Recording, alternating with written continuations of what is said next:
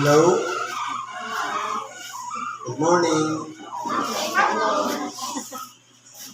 Sa mga kagigising pa lang po, good morning. Sa mga gising, good afternoon. Isang mapagpalang hapon po sa bawat isa sa atin. Nandito po tayo. Bagamat mainit ang panahon, pero tayo ay nagsusumikap na makinig ng Ebanghelyo. Bagamat hindi natin kabisado yung mga awitin, bagamat may sinsyonado, pero nakikiisa tayo dahil sa kalooban ng Diyos. Sa mga baguhan po, siguro malalaman natin na hindi natin ginusto makarating dito. Diyos po ang may kalooban niya. Dahil kung galing tayo sa ibang lugar, pinagsama-sama tayo dito sa pook na ito para pakinggan ang aral o salita ng Diyos. Ngayon po, meron tayong mga sitas. Ang una, ayon sa Ebanghelyo ni San Mateo, sa Kapitulo 5, versikulo 1 hanggang sa 12. Himayin natin. At pagkakita sa mga karamihan ay umahon siya sa bundok at pagkaupo niya ay nagsilapit sa kanya ang kanyang mga alagad. At binuka niya ang kanyang bibig at tinuruan sila na sinasabi. Ito po kung titingnan natin, mapalad po tayo kung tayo'y dumako sa pook na ito, ang nais natin makapakinig ng salita ng Diyos. Huwag kayong tumingin sa mukha ng nagsasalita, kaya nagtuturo. Binabasa natin ang banal na kasulatan para ipaliwanag, maturuan tayo kung ano po ba, bakit tayo nandito sa pook na ito. Ano ba ang layunin ng Diyos? Bakit tayo nandito sa araw na ito? At ano ba ang kalooban ng Diyos na dapat nating mabitbit, pag-uwi natin sa ating mga tahanan, dala-dala natin. Na magamit natin na aral, o kaya gabay sa ating pang-araw-araw na pamumuhay. Ito, kung titingnan natin, sa karamihan ng tao, ang ating dakilang Panginoon, nagturo. Binuka niya ang bibig, pero kung ang nais lang natin, pumunta, kagaya ngayon, pagka may okasyon, ang hinahanap natin, mabusog tayo. Pero dito, bubusugin natin yung ating spiritual na katawan. Sa makatuwid bagay yung ating kaluluwa at espiritu na busugin natin ng salita ng Diyos. Bakit po ang kaluluwa at espiritu ang doon tayo nakapokus? Kasi po, itong katawang laman, pag ito'y mahina na, dumating na sa katandaan o kaya hindi na angkop ang pangsyon ng mga sistem, papunta yan sa kamatayan. Pero yung kaluluwa, nag-aabang yan ng buhay na walang hanggan. Sa magkatuwid, kung itong nabubulok na katawan, mamatay, may panibago tayong katawan, katulad ng katawan na kay Jesucristo na ating dakilang Panginoon, yung niluwalhating katawan, glorified body. Kaya po, yun po ang pagkanasain natin. Kaya tayo nakikinig ng Ebanghelyo, binubusog natin ang ating kaluluwa upang sa ganon, tayong lahat ay makinabang ng mga aral na ating napapakinggan. Ano po yung mga turo ng ating dakilang Panginoon? Ang sabi niya, mapapalad ang mapagpakumbabang loob sapagkat kanila ang kaharian ng langit. Marami po sa atin ang nagsasabi na tayo'y pinangunahan ng Diyos. na tayo'y pinagaharian ng Diyos, na tayo'y lumalakad ayon sa kalooban ng Diyos, at sasabihin natin, ang Diyos nasa ating kalooban. Ang tanong, ano ba yung ginagawa natin?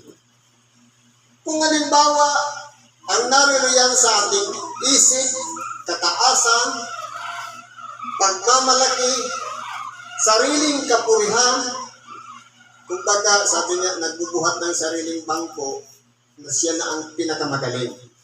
Ibig sabihin, malayo po yan sa katotohanan.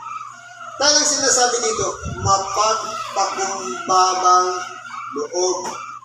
Tinitingnan ng Diyos ang kalooban ng bawat isa sa atin kung ano ba tayo sa harapan niya.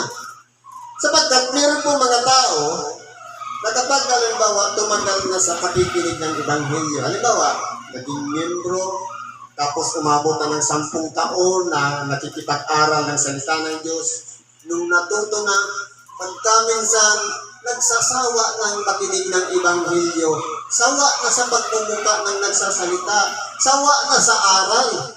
Kung doon nga sa langit, walang hanggan ang mga anghel, ang mga apat na nilalang nasa harapan ng luklukan ng Diyos, walang sawa sa pag-aawit, banal, banal, banal. Kung dito nga, sa sanlibutan, tayo nagsasawa. Nasasabi, narinig ko na yan, luma na yan, paulit-ulit na lang. Kung titingnan natin, nandyan po yung tinatawag na kataasan. Ang mapagpakumbabang loob, katulad din naman yung isang taong marunong. Kung tayo po ay marunong, kapag may kausap tayong tao, ipalalagay natin ang ating sarili na wala tayong alam para yung nalalaman ng ating kapwa ma-share sa atin, i-observe natin, nadagdagan pa ang kaalaman natin. Hindi pa walang madaya tayo. Dapat ganun po ang nasa isipan natin. Yung pagpapakumbabang loob po, mahirap po kasi gawin yan, lalong-lalo na kapag may mga diploma, kapag may natapos o naging successful sa buhay, pagka minsan ayaw nang makinig ng aral ng salita ng Diyos. Pero po tayo, kahit datihan man ang tagapangaral, kahit baguhan man yan, basta pag ang pinag-uusapan salita ng Diyos, makinig po tayo. Doon po natin makikita sa ating sarili kung tayo po ba ay nasa pagpapakumbabang loob. Ibig sabihin, tanggap lang tayo ng tanggap. Pero kung tayo nangangatwiran at tumututol na ayaw na nating makinig ng salita ng Diyos, wala na po sa ating kalooban ang pagpapakumbaba. Kundi ang maghahari po dyan, kataasan. Ang iiral po dyan, sabi nga, fried chicken. Yung pride natin o yung ego, nagsasawa na tayo sa pakikinig ng salita ng Diyos. Pero yung mga mapagpakumbaba, sabi nga, kanila ang kaharian ng langit. Ibig sabihin, kung tayo po'y bagamat, sari-sari ang mga dinaranas nating mga problema, nagtagumpay na tayo sa sanglibutan, nakamit na natin yung mga minimilhin natin, na nanatili tayong mapagpakumbabang loob, ibig sabihin, nasa atin nga ang paghahari ng Diyos.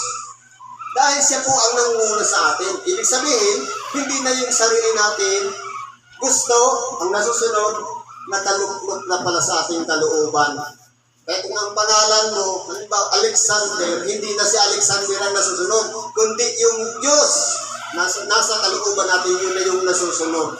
Kahit na tayo sinisiraan, puri, kahit tayo dinuluwahagi, o ano mga bang bagay na nakakamta natin sa ating pang-araw-araw, manatili lang po tayong mapagpakumbaba. Doon natin mararamdaman ang paghahari ng Diyos sa ating kaloob-looban, sa pamamagitan ng ating puso. Hindi po dito, sapagkat ito, nandito lahat ng ideya, pero nandito naman lahat ng emosyon. Dapat magka-partner po yan. Ito ang taga-process para yung bibitawan mong salita, mapapakinabangan ng kapwa. Pero kung ang lalabas yan mura, huwag mo nang ituloy. Mapapahamak tayo. Ano pa sabi dito? Mapapalad ang nangahahapis sapagkat sila'y aaliwin. Ano-ano po ba yung mga nangahahapis? Yung mga, sabi nga, parang ang tingin sa sarili, sobra ng lupot. Halimbawa, nireject tayo ng ating kapwa. In-invite natin sa birthdayan, tapos hindi tayo pinansin, parang hindi man lang dumako. Hindi ba ga, nakahapis tayo? Halimbawa, nag-exam tayo, hindi tayo nakapasa. Halimbawa, meron tayong karamdaman, ang dami na natin inyong nagamot, hindi pa tayo gumagaling, hindi ba ga nakahapis tayo? Ngayon, magiging mapapalag ang nakahapis kapag sa kabila ng kahapisan na yan, inaaliw tayo sa pamamagitan ng pakikinig ng salita ng Diyos. Halimbawa, punong-puno na tayo ng problema. Nandiyan yung kaibigan natin, binabahaginan tayo ng ibang video na para bang sinasabi sa atin na pampalakas ng loob. Lakasan mo ate ang kalooban mo, lilipas lang yan. Ngayon lang yan, masakit ang tiyan mo. Kinabukasan yan, wala na yan. Ibig sabihin, nagkakaroon tayo ng pag-asa sa ating buhay na hindi pala natin dapat ipokus yung sarili natin doon sa mga pangyayari lang sa ngayon, kundi yung pang-aaliw ng ating kapwa, yung pang-aaliw ng Diyos sa pamamagitan ng salita na ating napapakinggan. Hindi pong masama ang ma-reject. Hindi masama ang magkaroon ng problema. Lamang dapat marunong tayong magdala ng mga sitwasyon sapagkat kumbaga sa gulong ng buhay, sabi nga, hindi lahat tagumpay, hindi lahat sagana. Sabi, kaya nga gulong. Kung natapat ka sa ilalim, ang nadadaanan mo puro putik, puro problema, hindi matapos-tapos. Naubos na yung oras mo sa kapapanalangin para yung asawa mo tumigil na sa kaiinom, pero hindi pa rin nangyayari. Darating ang panahon, mabubuksan din ang kaisipan. Ipanalangin natin na hindi na gamitin ang katawan para punuin ang alak, kundi gamitin ito sa pagpupuri sa Diyos sa pamamagitan ng pagsunod sa kalooban ng Diyos. Ano pang sabi? Mapapalad ang maamo sapagkat mamanahin nila ang lupa. Ano po ba yung mga maamo? Huwag natin tingnan yung mukha ng pagiging maamo. Kasi merong maamo na pailalim naman. Maamo pagharap, pagtalikod mo, traidor. Mabuti sa harap-harapan, plastic naman pala pagtalikod. Ano-ano po ba yung mga maamo? Ang maamo katulad na inihalimbawa ng ating dakilang Panginoon sa kanyang sarili. Inihalimbawa din sa isang tupa. Manood tayo kung paano kinakatay ang tupa. Ganyan po ang nangyari sa ating dakilang Panginoon. Kahit balatan mo ang tupa, tanggalan mo ng balat. Kahit yan, pagwaray-warayin mo yan, wala kang maririnig na reklamo. Yan po yung mga maamo. Na kahit na punong-puno na tayo ng mga problema sa buhay, hindi nagre-reklamo. Palagi pa rin nakaasa, nagtitiwala sa Diyos. Ito'y lilipas lang ito, hindi ito mananatili. Ibig sabihin, positive ang ating pag-iisip. Pero kung halimbawa, bigas na nga lang ang problema, nag-isip mula pag-gising sa umaga ng alas 5 hanggang umabot na ng alas 11, bigas pa rin ang iniisip, hindi niyan masusolusyonan. Lumabas ka ng bahay, yung kapitbahay mo, may mahihiraman ka dyan. Baka sakali, makasain ka ng alas 11. Hindi ba ka?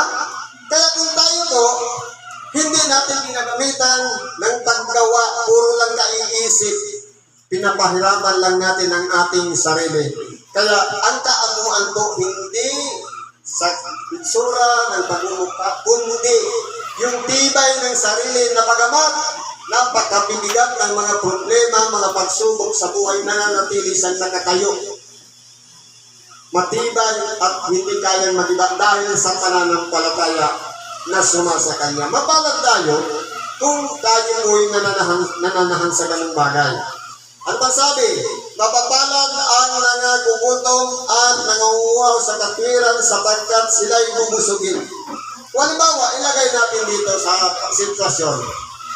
Nung ang mga tao, marami nang nakapaligid sa ating dakilang Panginoon. Tapos, kumbaga, kumbaga, nagkatingin sa kanya, nakikinig ng Ebanghelyo, sasabihin niya, mapapalad ang nangakong gutom. Saan? Hindi sa pagkain pisikal. Na yan ay pumapasok sa bibig, inunguya natin, lagyan ng laway, dudurugin ng ilalagay natin sa ating tiyan. Pagkatapos gigilingin ng bituka, magiging dumi. Yung sustansya pinakinabangan natin sa ating pangaraw-araw na pamumuhay. Ang dapat po, na baka nasain natin, yung pagkagutom sa katwiran. Walang iba, na kaya po para tayo isinilang dito sa ibabaw ng sanglibutan, may layunin po ang Diyos. Walang iba, sumunod sa kanyang aral. Pero po ang tao, dalawa po kasi ang nagagis na natin. Aral ng sanglibutan at aral ng Diyos. Pag-aral ng sanglibutan, mga natutunan natin, may kapalit yun. Kung halimbawa, gwardiya. Ang itinuro sa atin, mag-training ka, ganito. Tapos pag pumasok ka ng gwardiya, ang reward yan, yung oras ng pagod mo sa pagbabantay, may sahod ka. Yun yung reward. Pero, doon naman sa aral na spiritual, ito po yung mga ibinibigay sa atin na sa kabila ng mga problemang dinaranas natin sa buhay, lahat ng yan may solusyon. Lamang, sabi nga, kung hindi ginaya ng ating pag-iisip, isolve ang problema.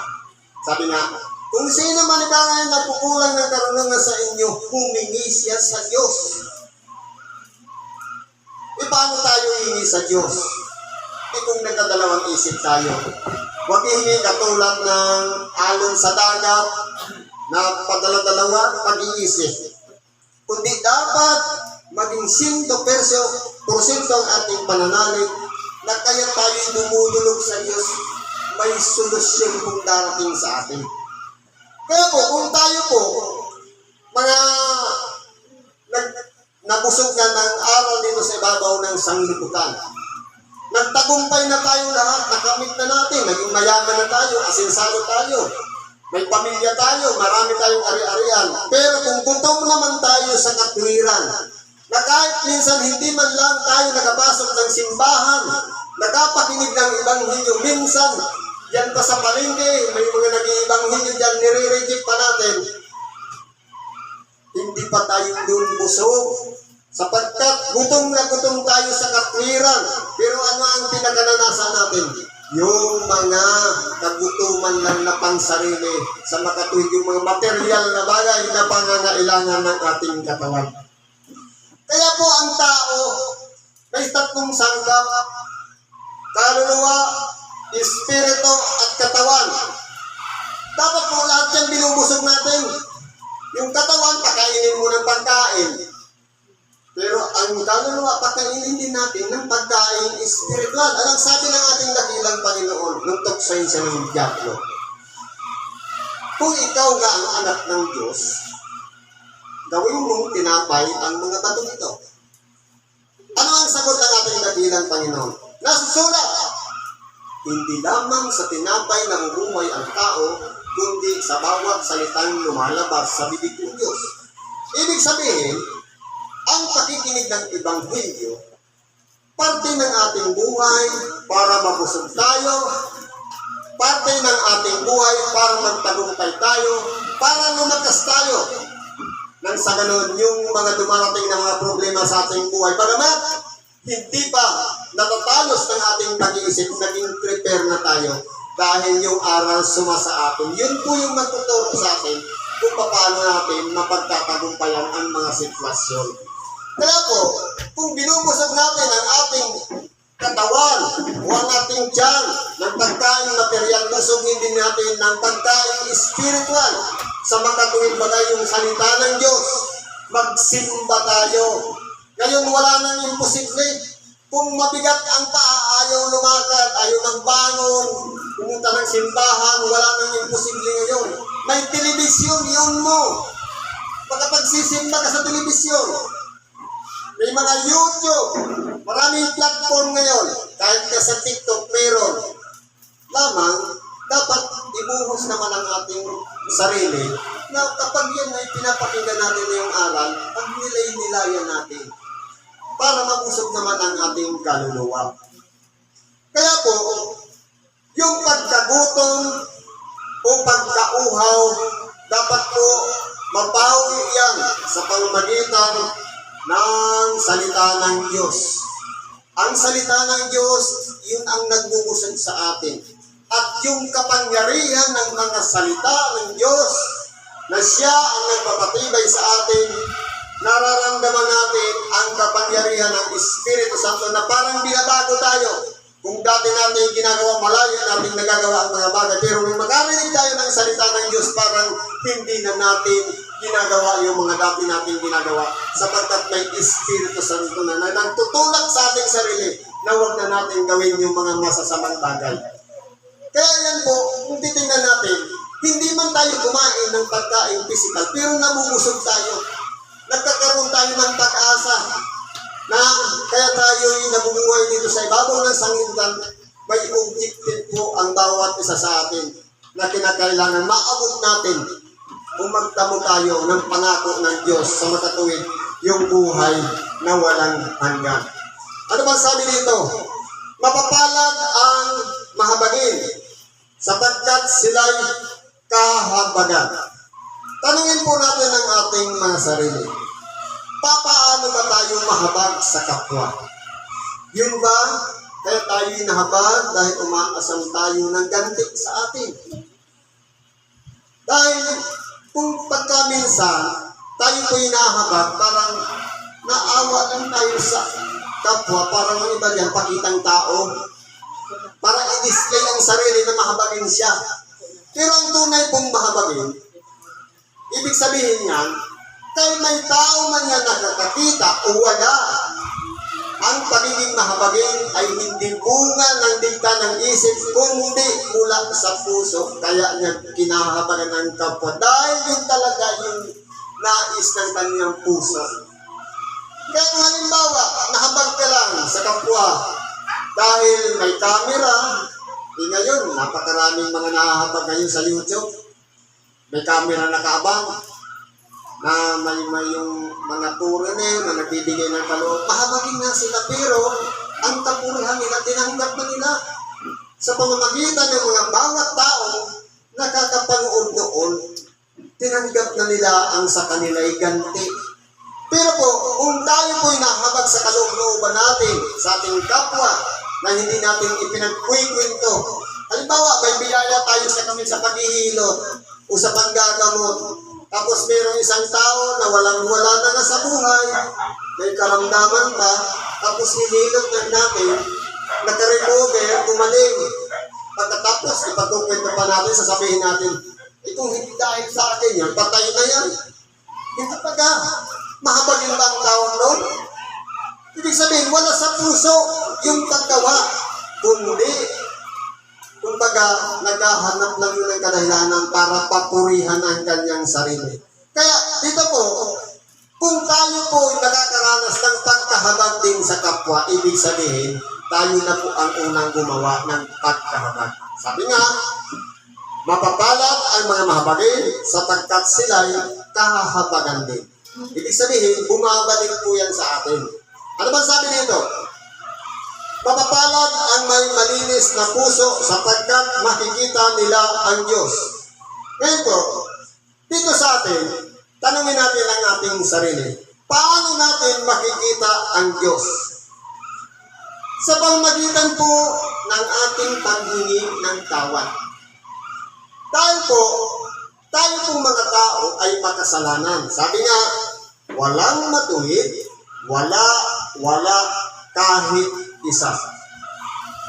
Ang patunay nga, kung ang lahat ng tao ay namamatay, ibig sabihin, nililibing. Ibig sabihin, ang tao po ay makasalanan. Sapagkat, sabi nga, maliban na ang binhi ay mamatay, ay hindi siya mabubuhay. Ibig sabihin, maliban na ang tao dumanas ng kamatayan, hindi siya magtatamo ng buhay na walang hanggan.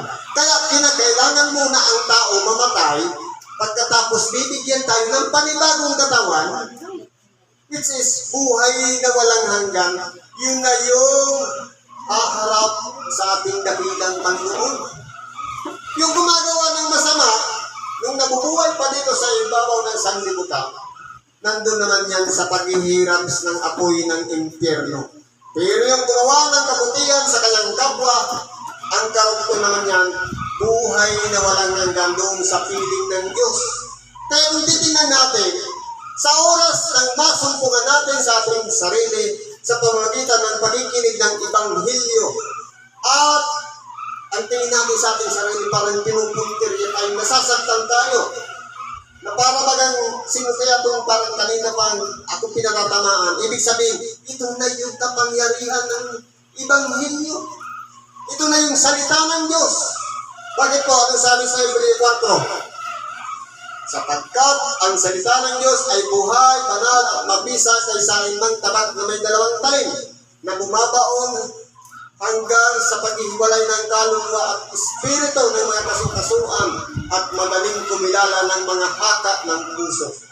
Ibig sabihin, kung anong naririyan na pagkatao natin, na parang ginaganon ng Ibanghilyo para magbago na tayo, magsisi na tayo, mapalad tayo sapagkat iniibig tayo ng Diyos na mabago na ang ating mga sarili at gawin na ang kanyang kalooban. Kaya, kung tayo po'y umabot doon sa punto na nabuksan ang ating pag-iisip at ang ating damdamin, nagsisi tayo, umiyak tayo, at hingi tayo ng tawad sa Diyos, ito na yung pagkakataon na bagamat lahat tayo ay makasalanan, kapag naramdaman natin ang pagpapatawad ng Diyos, doon na po papasok ang pagiging malinis na puso. Dapat po, sabi nga, kung pinatawad tayo ng Diyos, kayo naman ay magpatawaran. Unfair naman kasi kung halimbawa tayo lang yung humingi ng tawad, tapos yung nagkasala naman sa atin, ayaw naman nating patawarin. Sayang yung panalangin natin ng Ama namin na memorize natin. Patawarin mo kami ng aming mga kasalanan, kaya naman namin na nagpatawad sa mga may sala sa amin. Totoo ba? Nagayat ba talaga natin nagpatawad din tayo? Sa makatuwid, proseso yan. Magpatawad muna tayo bago naman tayo patatawarin ng Diyos. Kapag naramdaman natin yung pagpapatawad, magiging malinis na po ang ating mga puso. Ano bang sabi dito? Mapapalad ang mga mapagpayapa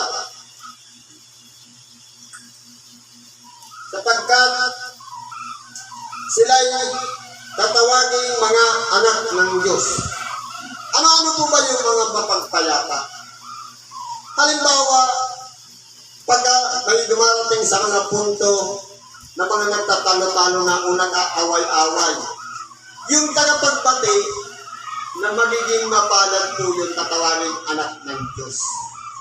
Dahil, mahirap po kasi yung gawain ng isang tagapagpabati. Kung titingnan natin, mas malawak ang kanyang unawa kaysa doon sa mga hindi nagkakasundo. Dahil po, yung mga hindi nagkakasundo, hindi nagkakaintindihan, ang kanilang mga kataasan ng pag-iisip ang naglalaban-laban. Pero yung nagkakasundo sa kanila, yung ginagamit upang sila'y pagkasunduin, upang sila'y magkabating muli, yan po ay may malawak na pag-iisip ang tawag sa kanilang mga anak ng Diyos. Sapagkat, kumbaga, tinitingnan niya sa kalagayan o sitwasyon ng mga nangyayari, kaya niyang advisean both side, kabilaan, nang sa ganun sila ay magkaroon ng kababaan ng kanilang pag-iisip. Kaya kung tayo po, pagpapayapa, kapag may mga kaguluhan na tayo yung pumapagitna, kapag sa loob ng bahay, minsan nag-away, yung magkapatid, kapag palagi tayong nasa gitna, mapapalad po tayo. Dahil wala tayong pinapaligan. Hindi yung mas close ka sa isa, kundi balance lang tayo. Yun po yung mga mapapalad. Ano ba sabi dito? Mapapalad ang mga pinag-uusig dahil sa katwiran, sapagkat kanila ang kaharian ng langit. Sino-sino pa ba yung mga pinag-uusig dahil sa katwiran? Gumawa na nga tayo ng mabuti, bakit hindi pa rin tayo tinatantana na siraan ng turi? Minsan, sinichismis pa, minsan pinagkukwento pa, nasalungat naman doon sa nangyari. Kaya po kung yan po ang nangyayari sa atin, magiging mapalad tayo kung tayo lumalakad sa katwiran. Dahil po, yung naninira na yun, sila po yung nasa kasinungalingan. Kaya kung halimbawa, tumulong na nga tayo sa kapwa, halimbawa, may karamdaman, dinala na nga natin sa ospital, minsan, hindi ba ang balik, iba pa yung kwento? Pagka minsan, sinisiraan pa tayo ng kapwa. May experience natin yan. Pero kung tayo po'y malawak ang ating pag-iisip at pinaghaharian tayo ng langit, anuman po ang mga kwento na ating napapakinggan sa ating mga kapwa o nakapaligid sa atin, dapat po i-disregard lang po natin yan dahil tayo ay nasa katwiran. Pero kung halimbawa wala talaga tayo sa katwiran, may patay ka talaga, may hidden agenda ka, tapos ka talaga. Pero kung ang katotohanan ang nananaig sa atin, hindi po mananaig ang mga paninirang puri. Totoo po yan. Ano bang sabi nito? Mapapalad kayo, pagka kayo'y inaalimura, at kayo'y pinag-uusig, at kayo'y pinagwiwikaan ng sari-saring masama na pawang kasinungalingan dahil sa akin. Ito po ang mas mabigat. Minsan po, nararanasan natin ang alimurahin o kaya murahin ng kapwa. Ganito po ang basic niya. Kung tayo po'y nasa katotohanan, pagkatapos dumating sa problema, inaway tayo ng kapitbahay, minura tayo. Kung tayo nasa katotohanan at nakakaunawa tayo ng tama, hindi ka gaganti. May emosyon tayo eh. Minsan, sabi niya, napuno na kasi ako eh. Ibig sabihin, wala ka pa sa katotohanan kung napupuno ka pa. Dahil po, ang nasa katotohanan, walang dapat napunuin. Kundi, kinakailangan bukas ang pag-iisip, madaling mag-adjust. Sabi nga, kung gusto mong mas madaling kang mag-adjust, magtrabaho ka sa comedy bar. Nagpapatawa ka lang, nagpapatawa habang pag-uwi mo sa bahay pala, nakaratay ang iyong ina. Pero pagdating mo sa trabaho, sige, tatawa ka pa rin ng patawa. Kung tayo po'y ganun, napakalawak ng ating pag-iisip. Marunong tayong magbigay kumbaga, yung ating kapwa, binibigyan natin ng pang-aliw para sa kanila. Pero sa kalooban natin, pinamatayan pa lang tayo, pero bakit nagagawa natin yan? Dahil po, tayo po ay pinangungunahan ng Diyos. Kaya kung halimbawa, tayo po ay pinag-uusig, tayo ay minumura ng kapitbahay natin, hindi tayo nakapagpigil, minura din natin, sabi nga, yung nagmura lang ang masama. Tayo mabuti, minura tayo, siya lang ang masama. Gumanti ka, ilan na yung masama? Dalawa na kayo. Kaya para hindi tayo sabi nga, pagtiisan. Kayo'y pinag-usap, kayo'y pinagwiwikaan ng sari-saring masama, kahit paninira pa yan, kahit ano pa yan. Hayaan natin silang magsawa. Yan po yung nabubuhay sa salita ng Diyos. Ibig sabihin, open-minded. Hindi naman ibig sabihin, sabi daw sa banal na kasulatan, tinurong ni Don Alex, ibigin ang iyong kaaway. Iminura ko, ginawa ko, niyakap ko. Paano kung may itak para sa likod o kansilyo, tip na taga ka? Paano hindi papakita ang pag-ibig sa kapwa? Idalangin natin sila na sila'y nasa kadiliman ng pag-iisip na mabuksan ang kanilang pag-iisip at masumpungan nila na ang kanilang ginagawa ay mali, hindi na mabuti. Sa makatuwid, baka umiyak yan at magsisi din kung lumapit pa sa atin magsabi, sorry, sa nagawa ko, hindi ko kasi sinasadya. Nagdilim kasi ng Panginoon. Sabihin mo na lang, maggamit ka palagi kasi ng ilaw para maliwanag, para hindi magdilim. Kaya po, kung tayo po'y ginagawa natin, halimbawa, basta tayo nasa katotohanan, sinisiraan tayo, sila'y nasa kasinungalingan, manatili lang po tayo sa kabutihan at sa katwiran, sapagkat yan po ang nararapat. Lalong-lalo na kung kalakip yung pangalan ni Jesucristo at yung aral niya. Sabi nga dito, at kayo'y pinagwiwika ng sari-saring masama na bawang kasinungalingan dahil sa akin, dahil kay Jesucristo. Minsan, sinisiraan pa tayo. Yung simba nga naman ng simba, wala naman makain, ano pakialam mo? Sapagkat kung titignan natin, ang tao po kasi madali pong maghusga. Yan pong napapahamat ang tao. Ngayon, kung tayo lumalakad talaga sa katotohanan, tuturuan tayo ng Diyos, maghanap buhay. Ang biyaya ng Diyos, hindi malayo sa atin. Sabi nga, malaki ang nagagawa ng pananalangin ng isang taong matuwid. Kung talagang naglilinis tayo ng kalooban, hindi imposible na hindi tayo kahabagan ng ating kapwa. Magpakatotoo lang tayo. Ano pang sabi dito? Mga galak kayo at mga sayang totoo, sapagkat malaki ang ganti sa inyo sa langit, sapagkat gayon din ang kanilang pagkausig sa mga propeta na nangauna sa inyo. Kaya po, kung titingnan natin, sabi nga sa ibang parte ng lumang tipan, ang istorya, umuulit-ulit lang. Kung nangyari yan sa mga propeta, na pinag-usig sila, uusigin din tayo. Dahil yung mga propeta, nasa panig ng Diyos. Kung tayo po'y tagasunod din ng Diyos, uusigin din tayo. Kung si Kristo pinaratangan prinsipe ng demonyo, tayo'y pararatangan din may sa demonyo. Ibig sabihin, parehas lang tayo ng ginagawa ni Kristo.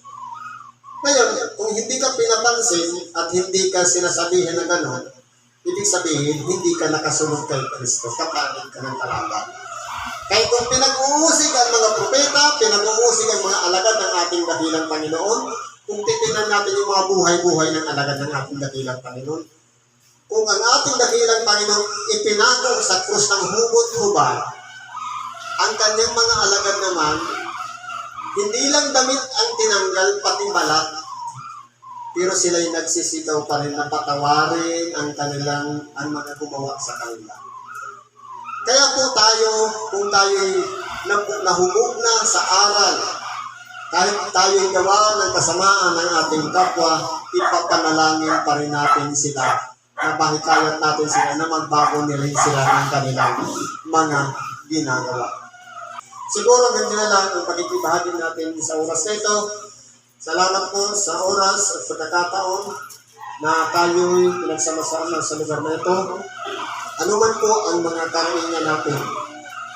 Di na lamang tayo dahil sa problema, dahil sa karamdaman, mapalad tayo. Ito na yung pintuan na nakabukas para sa atin, para masumpungan natin ang kapanatagan ng ating mga kaluluwa. Kaya ano man po ang karaingan natin, idulog natin lahat sa Diyos at ipagkakalog lahat ng kasagutan sa pangalan ni Kristo Jesus. Salamat at magandang hapon sa ating lahat.